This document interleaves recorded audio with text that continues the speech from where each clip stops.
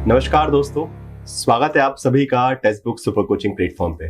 मेरा नाम है प्रद्युमन त्रिपाठी और आज आप सभी के बीच हम लेकर आए हैं एक ऐसे स्टूडेंट को जिन्होंने निरंतर प्रयास से बार बार असफल होने के बावजूद अपनी प्रयास को नहीं छोड़ा, कंसिस्टेंसी को नहीं छोड़ा और फाइनली जेआरएफ का एग्जाम निकाला है जून 2023 के पेपर में अटेम्प्ट में।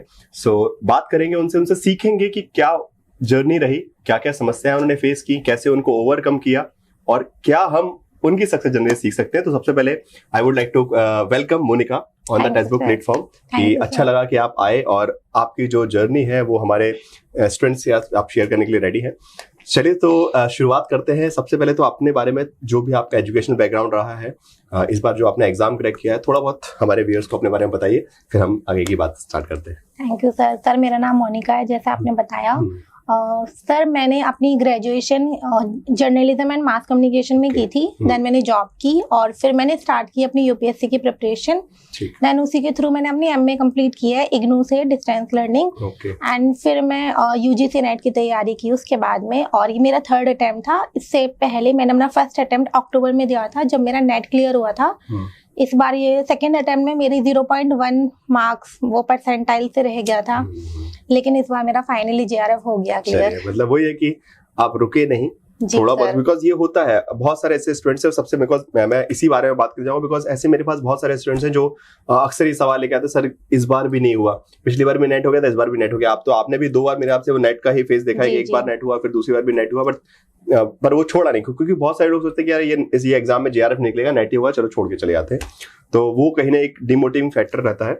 सबसे पहले मैं उसी के बारे में पूछना चाहूंगा आपसे कि जब आप प्रिपरेशन कर रहे थे, एक बार आपने अक्टूबर में, आपने जैसे बताया 2022 का अक्टूबर आपने अटेम्प्ट दिया, वहां पे आपका नेट एग्जाम हो गया। फिर दिसंबर में आपने दिसंबर वाला जो मार्च में एग्जाम हुआ था 2023 में, उसमें भी आपका नेट हुआ और 0 पॉइंट समथिंग परसेंटाइज। तो वो एक बड़ा दुख होता है किसी भी स्टूडेंट के लिए, हार्ड नहीं यार, बिल्कुल बाउंड्री लाइन पे आगे रुक गया, ऐसा छू लिया था, बस ये है कि वो बिल्कुल हाथ से निकल गया वो। तो उस सिचुएशन में खुद को प्रिपेयर करने के लिए कैसे मनाना पड़ता है? बिकॉज कोई भी विद्यार्थी जब प्रिपरेशन करता है तो कई महीनों की मेहनत होती है, कई सालों की मेहनत होती है, अपना एफर्ट होता है, और जब रिजल्ट जो हम चाहते नहीं आता है तो उस सिचुएशन में क्या करना चाहिए? कैसे अपने आप को मतलब जो मोटिवेशन है, खुद को कैसे मोटिवेट करके नहीं यार फिर से एक बार ट्राई करेंगे, तो उसकी जिज्ञासा कैसे क्रिएट की जा सकती है? सर जब मेरा पहला अटेम्प्ट दिया था अपना, तो मेरा नेट क्लियर हो गया, तो मैं उस टाइम पे बहुत खुश थी कि फाइनली फर्स्ट अटेम्प्ट में नेट हो गया, कुछ हो गया। बट जो मेरा सेकेंड अटेम्प्ट था उसमें मैंने काफी मेहनत की थी और उसमें मेरा नहीं हुआ, तो मुझे लगा था कि हो जाएगा, बट वो नहीं हुआ। तो मुझे उस टाइम पे बहुत दुख हुआ था, लगा था कि मतलब आगे फॉर्म भी आने वाले हैं पीएचडी के लिए, कैसे करूंगी और आगे पता नहीं होगा नहीं होगा, कैसा पेपर आएगा, वो सारी चीजें थी। लेकिन आपके पास सर ऑप्शन नहीं होता, आपको पढ़ना ही पड़ेगा, करना है। हाँ, मतलब करना है कि मेरे हिसाब से मोटिवेशन का सबसे बड़ा फैक्टर यही होता है कि आपकी खुद की जिद किसी चीज के लिए, आपके भविष्य के लिए। तो अगर आप एक सुनहरा भविष्य चाहते हैं, जो आप चाहते हैं वैसा, तो फिर उसके लिए मेहनत करनी पड़ेगी। गिरेंगे और पढ़ेंगे, फिर उठेंगे, खड़े होंगे और फिर भागेंगे और कहीं ना कहीं अपने मुकाम तक पहुंच जाएंगे, और वही आपने भी अचीव किया। तो उसके लिए शुभकामनाएं आपको बहुत सारी। चलिए तो थोड़ा सा प्रिपरेशन के बारे में बात करते हैं कि पहले पेपर 1 से स्टार्ट करते हैं कि पेपर 1 के लिए आप किस तरीके के रिसोर्सेज आपने यूज किए, और अगर हम टेक्स्ट बुक प्लेटफॉर्म की बात करें तो आपने किस तरीके से पेपर 1 की क्लासेस वगैरह कैसे ली और कैसे वो यूजफुल रही आपके लिए, तो उसके लिए थोड़ा सा व्यूअर्स को बताइए पेपर 1 की प्रिपरेशन में वो क्या क्या चीजों का उपयोग कर सकते हैं सही तरीके से, क्या स्ट्रेटेजी होनी चाहिए पेपर 1 के लिए? सर पेपर 1 में अगर हम देखें तो कई सारे उसमें 10 आई थिंक टॉपिक है और सारे टॉपिक बहुत डिफरेंट है एक दूसरे से। तो अगर हम पहले मैं पेपर की बात करूँ, टीचिंग और रिसर्च वाले, ये दो सेक्शन है। इसमें मैंने टेक्स्ट बुक की जो मैम पढ़ाती हैं दोनों, उनकी वीडियोस देखी थी, वो बहुत हेल्पफुल रही थी। इवन लास्ट टाइम रिवीजन में भी बहुत हेल्पफुल है। आप क्वेश्चन लगाइए लास्ट ईयर के, तो वो सारी चीजें मेरे लिए बहुत हेल्पफुल रही थी, मैंने वहीं से प्रिपरेशन की थी। इसके अलावा मैंने बुक्स खरीदी थी, लेकिन सर बुक्स इतनी बल्कि होती है ना, पढ़ी नहीं जाती और पढ़ी नहीं होती, रात में रिवाइज भी नहीं होता। हाँ, वो क्योंकि होता ना कि चीजें काले अक्षर में लिखी ना, तो वो कहीं ना कहीं वो हजम नहीं होती है वही। और एक्चुअली बहुत सारा कंटेंट है, अगर मैं पर्सनली अगर मैं अपने लेवल पे भी देखूं ना, बहुत सारी चीजें, पेपर में इतना सारा पढ़ना है, पेपर 2 में इतना सारा पढ़ना है, और सब सिर्फ अगर किताबों से आप पढ़ रहे हैं तो वो मेमोराइज नहीं होता, पर वही कोई टीचर ने अगर आपको बता दिया तो कहीं ना कहीं मेमोरी में हमारे होता है। तो मतलब जो हमारा जो लर्निंग एस्पेक्ट होता है कि वीडियो ऑडियो ज्यादा इजीली हमको, जैसे कोई पिक्चर देखिए तो ज्यादा याद रहता है कंपैरेटिवली अगर आप कोई किताब पढ़ेंगे तो वही मेरे आपसे एस्पेक्ट है कि अगर आप किसी टीचर ने समझा दिया तो वो चीज एक रेफरेंस के साथ हमारे साथ जुड़ जाती है और वो एग्जाम के टाइम तुरंत क्लिक करके, अच्छा ये पढ़ा था, इससे ये आया, और प्रीवियस ईयर क्वेश्चन का भी आपने बहुत अच्छा बताया कि उसको भी यूज करें सही तरीके से, तो एक सही गाइडेंस रहेगा। और नेक्स्ट आता है हमारा पेपर 2 पॉलिटिकल साइंस, हमारा फेवरेट सब्जेक्ट। सो पेपर 2 में जैसे आपने मुझे बताया था कि आपका यूपीएससी बैकग्राउंड रहा है, पहले यूपीएससी में आपने अटेम्प्ट किया है, सो पीएसआई आपका ऑलरेडी ऑप्शनल था। सो वहां पे जो सिलेबस था, जो आपने फाउंडेशन वहां बनाया, उसका कैसे आपको यहाँ पे फायदा मिला और किस तरीके से आपने उस जो, बिकॉज वहां पे सब्जेक्टिव होता है पेपर, सीधी बात है, वहां पे आंसर राइटिंग है और यूजीसी नेट एग्जाम ऑब्जेक्टिव है। सो वो जो आपका, बिकॉज एफर्ट्स तो आप ऑलरेडी डाल चुके थे, आपने पॉलिटिकल साइंस तो पढ़ रखा था, तो उस स्टडी को कैसे कन्वर्ट किया आपने कि वो यूजीसी नेट में काम आ सके?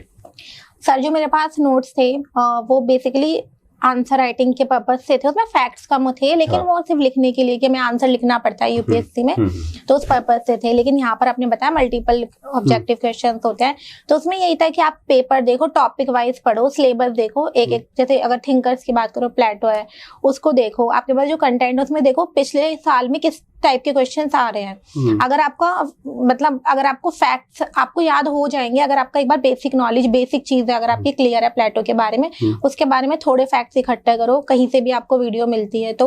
जैसे सर मैंने आपकी वीडियो बहुत देखी थी इस चीज के लिए, क्योंकि फैक्ट्स हमें जब हम यूपीएससी की तैयारी करते हैं तब हमें याद नहीं करने होते हैं, कॉन्सेप्ट्स मिल जाएंगे आपको, स्टेटमेंट मिल जाएंगे, सब कुछ मिल जाएगा, बट जो फैक्चुअल इन्फॉर्मेशन कहीं ना कहीं होनी चाहिए बुक्स के बारे में, किस बुक्स में कौन सा थ्योरी दी है, ये सब चीजें थोड़ा सा जरूरी होती है। मतलब यूजीसी नेट एग्जाम की एक अलग डिमांड है वो। जी सर। पहले मतलब देखा जाए तो अब तो वैसे थोड़ा बैलेंस करने लगे हैं, जैसे इस बार के अटेम्प्ट में कि कॉन्सेप्ट भी पूछा गया है, और उसमें स्पेशली उन स्टूडेंट्स का जिनका कॉन्सेप्ट अच्छा था वो लोग के पास चांसेस ज्यादा अच्छे आए इस बार की, उन्होंने एग्जाम क्रैक किया।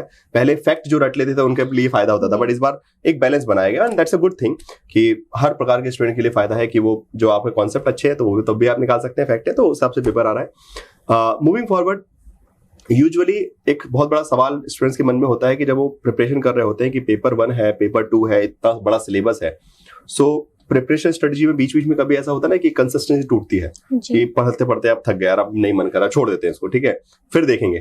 तो वो खुद को कंसिस्टेंट कैसे रखना, बिकॉज आपने भी एक लंबे टाइम तक प्रिपरेशन की है, इतना मतलब अक्टूबर 2022 से लेके प्रिपरेशन स्टार्ट की, बीच में अटेम्प्ट्स आते रहे, बट ये कि हाँ आपके पास बीच बीच में छोटा छोटा इंटरवल था, तो 2-3 महीने की पढ़ाई, फिर अटेम्प्ट 2-3 महीने की पढ़ाई, तो मतलब फिर भी एक स्पीड है। बट कभी कभी जैसे इस बार वाले जो स्टूडेंट्स है वो दिसंबर 2023 में पेपर देंगे अब सीधा, तो अभी टाइम काफी है, 4-5 महीने है। सो उस 4-5 महीने में स्टार्टिंग में तो गाड़ी भगती है थोड़ी थोड़ी, first second gear third gear डलता है, फिर धीरे से आता है कि चलो ठीक है, फिर जब एग्जाम बिल्कुल आएगा तो वो भागेंगे धीरे से। तो मतलब प्रिपरेशन के वक्त में आपके हिसाब से कैसी कंसिस्टेंसी रखें, कितना अगर डेली भी पढ़ते रहे स्टूडेंट अगर, तो उसके लिए इनफ रहेगा, मतलब यूजीसी नेट एग्जाम के हिसाब से, मतलब बिकॉज बहुत ज्यादा डिमांड नहीं है वहां पे, तो आपके हिसाब से कितना आवर्स की स्टडी या फिर आप बोल सकते हैं कितना एफर्ट आपको डालना चाहिए अगर कंसिस्टेंटली किसी को पढ़ना है तो?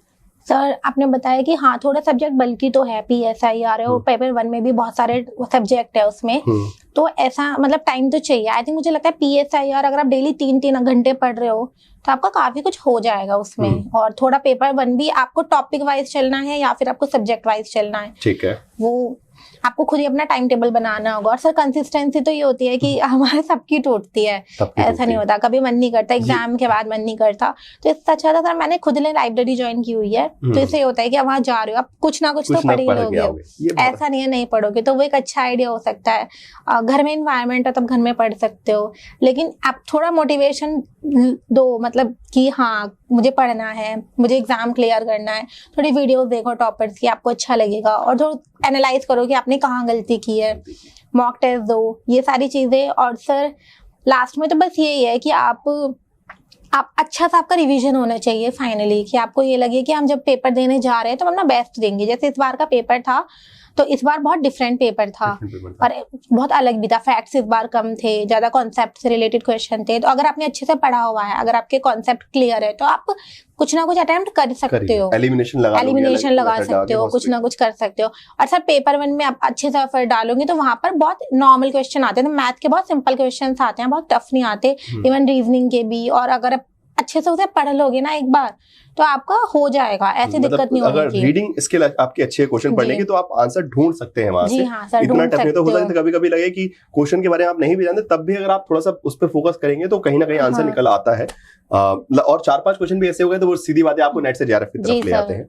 चलिए, तो बहुत अच्छे से आपने मतलब स्ट्रक्चरली बता दिया कि कैसे कैसे, और बाकी बहुत अच्छी बात उन्होंने की। देखिए बहुत सिंपल है, मोनिका ने बहुत ज्यादा अपने आप को ओवर हाइप नहीं किया कि मैं तो भाई लगातार 5-6 घंटे डेली पढ़ती थी, ऐसा नहीं है। कंसिस्टेंसी टूटती है, सबकी टूटती है। तो वहां पे कभी भी निराश नहीं होना कि मैं पढ़ नहीं पा रही, मेरा मन नहीं लग रहा है, कोई बात नहीं, ब्रेक लीजिए। मेरा तो सिंपल होता है कि अगर आप हफ्ते में 7 दिन है, 6 दिन काम कीजिए, 1 दिन ब्रेक लीजिए, 6 दिन अपनी पढ़ाई कीजिए, 1 दिन ब्रेक लीजिए। वो बनता है, वो भी लाइफ में जरूरी है। दोस्तों से मिलना, घर वालों के साथ जाना, पिक्चर देखना, जो भी है, जो भी आपको अच्छा लगे, because that will give you energy to work again harder for the next week. तो वो बीच में ब्रेक्स लेना बहुत जरूरी है। Breaks are very important so that you can again work hard. Okay, so वो रखिए। बीच बीच में कंसिस्टेंसी टूटेगी, बट फिर से आपको, जैसे एक बहुत अच्छी बात मोनिका ने यहाँ कही कि वेरिएट सोर्स। ओके, आप अलग अलग चीजें, कभी आपने प्रीवियस ईयर क्वेश्चन टाइम किए, कभी आपने थ्योरी पढ़ ली, तो उसमें जब आप वेरिएशंस करते रहेंगे ना, तो कहीं ना कहीं आप कंज्यूम्ड है। अब एक ही टाइप की चीज बार बार करें तो मोनोटोनस हो जाता है वो, और फिर बोरिंग हो जाता है कि यार कब तक एक ही चीज कर रहे हैं, मतलब थ्योरी पढ़ रहे हैं, किताबें पढ़े जा रहे हैं। तो कभी चलिए क्वेश्चन लगा लिए, कभी प्रैक्टिस कर ली, कभी कुछ वीडियो देख ली। तो लाइक जब डिफरेंट चीजें हो रही हैं तो वो कहीं ना कहीं आपके में होता है कि यार कुछ डिफरेंट मिल रहा है, मसाला अलग अलग है, तो टेस्ट आते रहता है अलग अलग। तो प्रिपरेशन को थोड़ा सा अपना वो एक्साइटिंग बना सकते हैं आप, ठीक है, इस तरीके से। चलिए, सो मोनिका ने प्रिपरेशन के बारे में बता दिया कि किन किन चीजों का आपको ध्यान रखना है।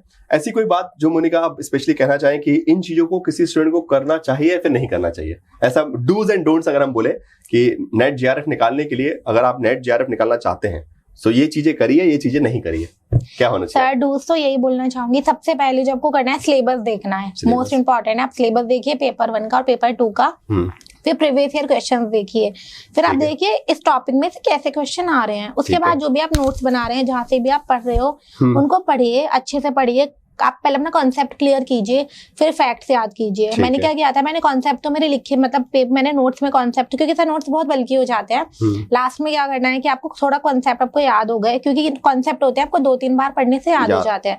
लास्ट में क्या करना है, थोड़ा सा आपको उनको जो आपके नोट्स हैं उनको 1-2 पेज में आपको कवर कर लेना है। नोट्स, हाँ, छोटे-छोटे, सर बुक्स है, आप बुक्स लिख लीजिए, एक उनके नाम लिख लीजिए, थिंकर्स के नाम लिख लीजिए, जैसे प्लेटो है उनके आइडियाज लिख लीजिए, बस थोड़े थोड़े से। जी सर, IR की थ्योरीज होती है, वो बहुत सारी है, उनके थिंकर्स बहुत सारे, तो एक चार्ट बना सकते हो, उस चार्ट में फिर नीचे आप थिंकर्स के नाम लिख सकते हो। फिर उन्होंने कोई जैसे थ्योरीज दी है, लाइक कंटेनमेंट थ्योरी, कौन सा न्यू रियलिस्टिक थिंकर है, इस तरीके से आप उनके नाम, तो आपको याद हो जाएगा फाइनली। तो ये चीजें हैं। और क्या नहीं करना सर, सबसे पहले तो प्रेशर बिल्कुल नहीं लेना है, क्योंकि और बीच में ना कंसिस्टेंसी ब्रेक हो जाए तो ठीक है, लेकिन बहुत लंबे टाइम तक नहीं होनी चाहिए।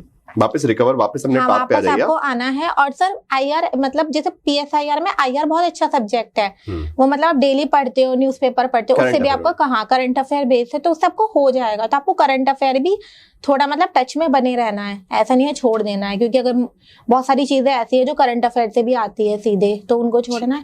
और एक चीज जो मुझे नहीं लगनी है, वो सर बहुत सारे सोर्स नहीं होने चाहिए, आपके सोर्स लिमिटेड होनी चाहिए, नहीं तो you will be wasting your time.